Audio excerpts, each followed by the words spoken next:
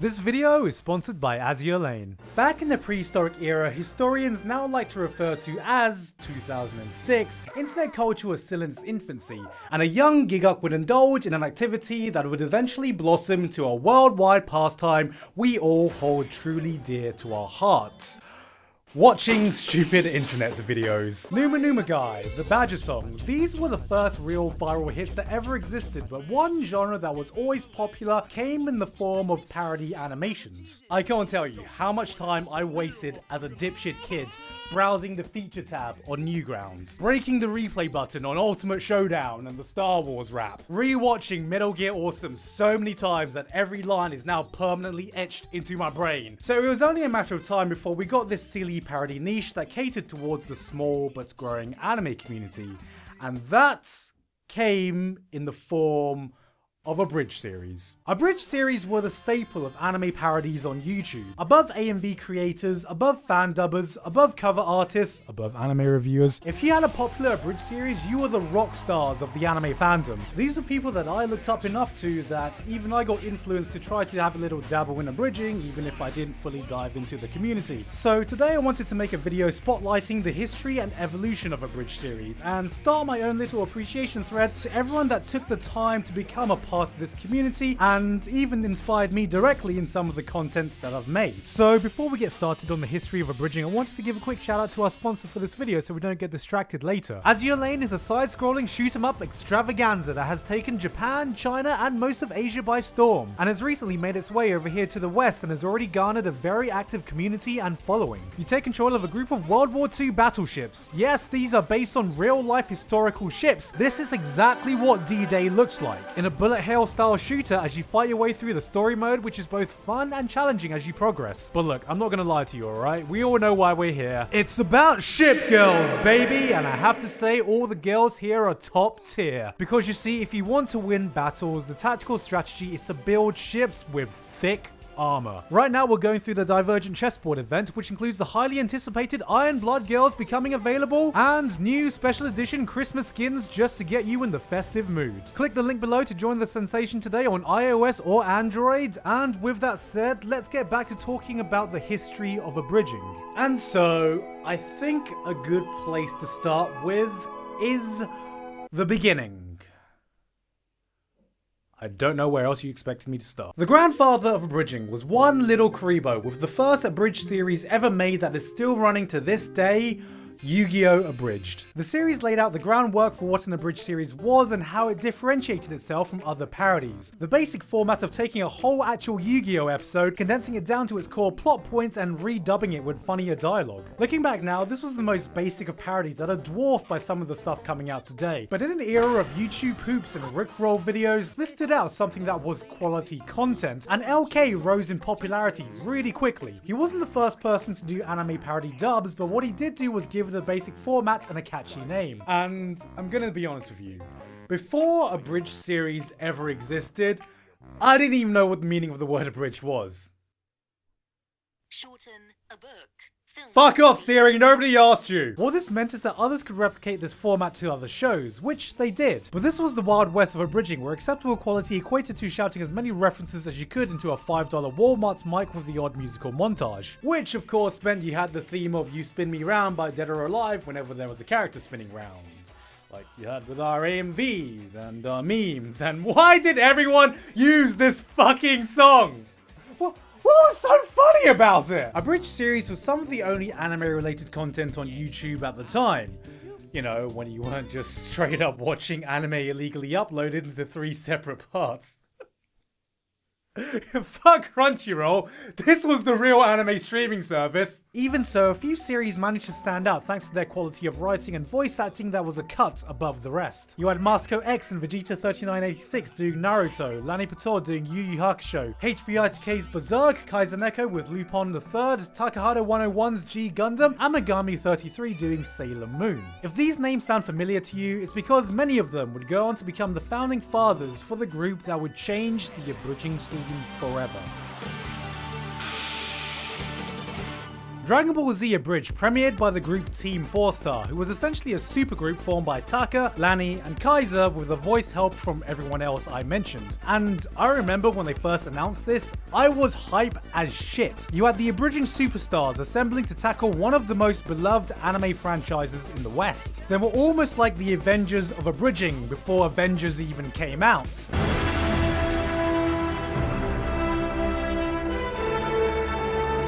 Now, I don't know who that makes Thanos in all this, but wait a minute. What'd you do?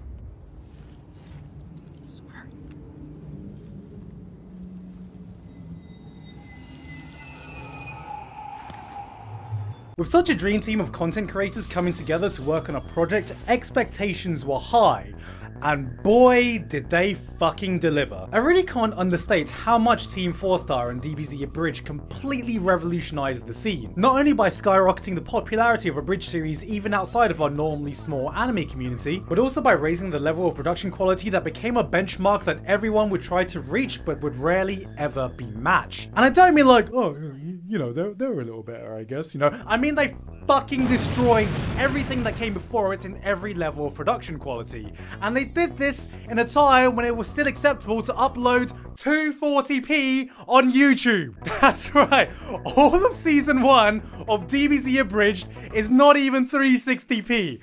That's how fucking old it is. You had professional level voice acting that was done by a team and not just one person. Writing that focused less on cheap referential humor and more on character-based comedy. Proper sound design, aka nobody to this day still knows how to make footsteps not sound like complete arse. Crunch, crunch, crunch. Oh wow, I didn't know my characters were walking through a fucking road of Kellogg's Frosties. And competent visuals, which of course means the bane of every Abridger's life.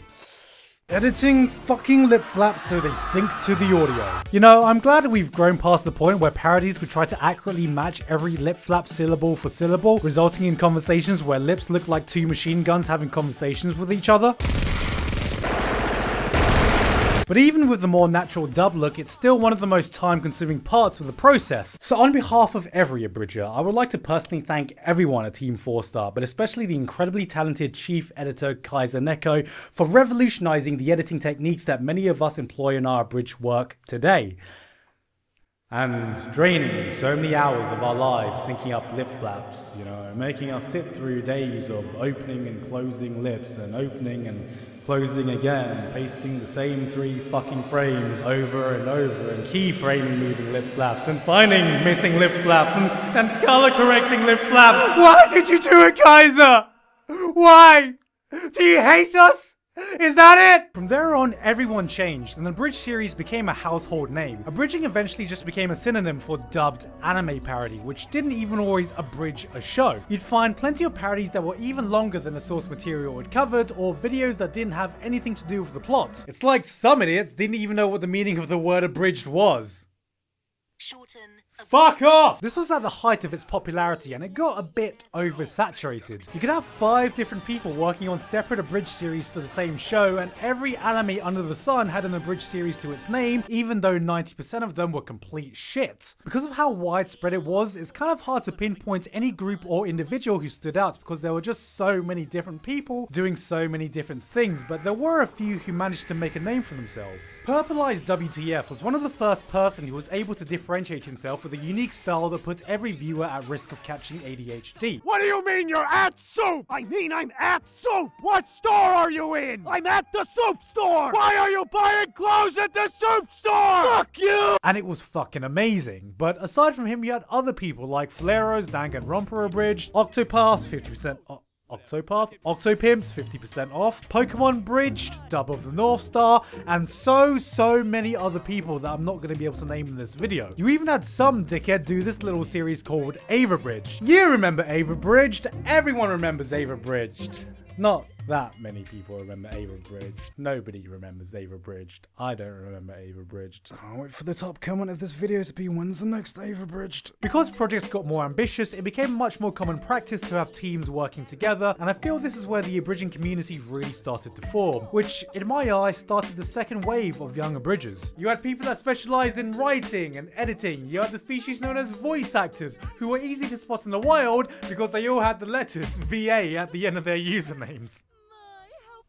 This is no shade thrown at anyone at all, by the way.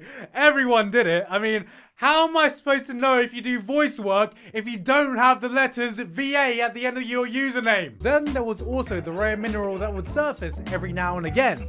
A female voice actress who would then go to voice in about 20 different series because there were only about 5 of them at any given time. The presence of this community generally pushed the overall quality of abridging to an all-time high because you had creators sharing advice and resources. Even if no one reached the quality of Team 4-star, you can have really small creators churning out high quality stuff and newbies improving incredibly quickly due to the advice and information that was available. The last series I want to talk about is Sword Art Online Abridged by Something Witty Entertainment. To me, SAO Abridged encapsulates how far abridging can go. They are the only group that to me have maybe even surpassed Team 4-star in terms of production value, because it's the only series I know of that completely rewrote its source material to make it by far a better series than the original product it was based on. From writing to characterization, SAO Abridged is just straight up a better version of SAO.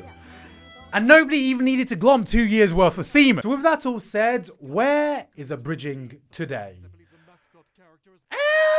While it would be presumptuous to say that abridging is dead, I think it's pretty clear that it's well past the heights of popularity it used to have, and I can kind of explain why. Firstly, there was one obvious problem. You know that moment when you spend weeks baking a pie and then just as you're about to show that pie off to other people, someone smacks it out of your hands and goes, "No!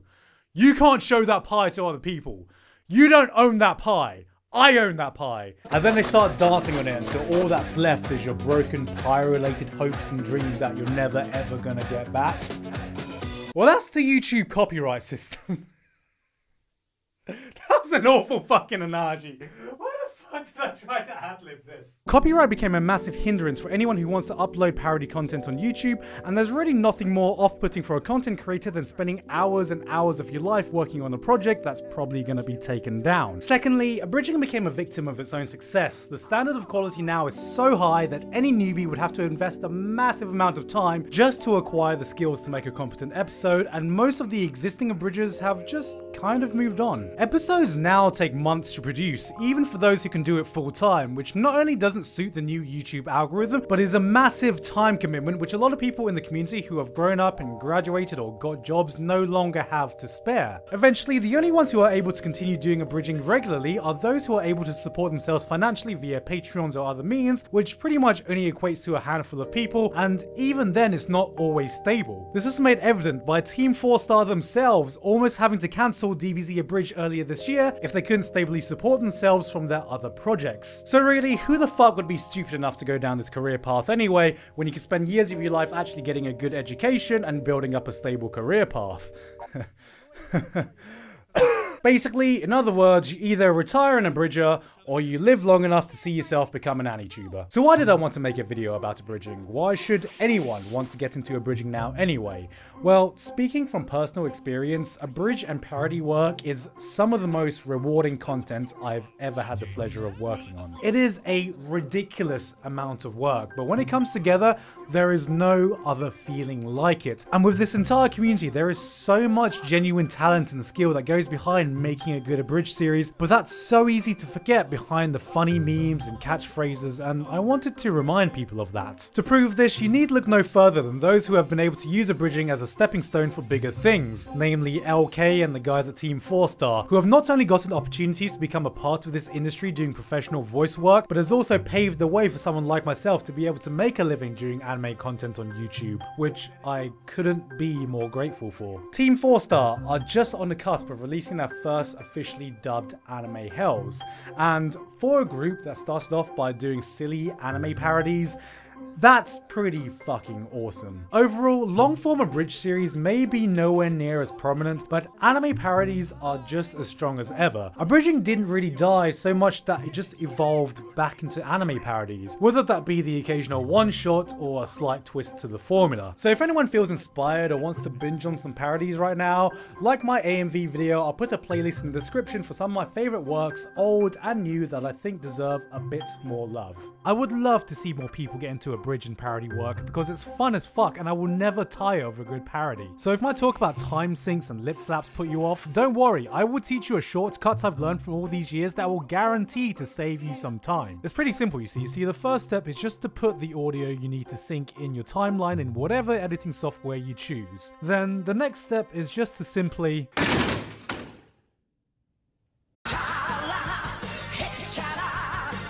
Hey guys, hope you enjoyed the video. Thank you again to Azia Lane for sponsoring me today, and also thank you to Mike Elfen, Robert Harnborg, Patrick Madsen, Lauken, and everyone else on my Patreon for helping to support me for this month and making this video possible. Hope you guys didn't mind a bit more of my face again this time. Just thought I needed something a bit more visual to break up from the footage of just lip flaps going up and down. And a big thanks not to just everyone I included in this video, but everyone who's made the abridged community what it is today. Thank you to everyone who's contributed to this community. And on a personal note, thank you to everyone that I've had the pleasure of working with on my little abridged and parody works. I really hope you guys enjoyed it because it's always been something I found entertaining, just viewing from something that I've not been completely into, but it's just something that I've had half a foot in. Anyway though, that's it from me. I've been Gigguk and I will see you all next time.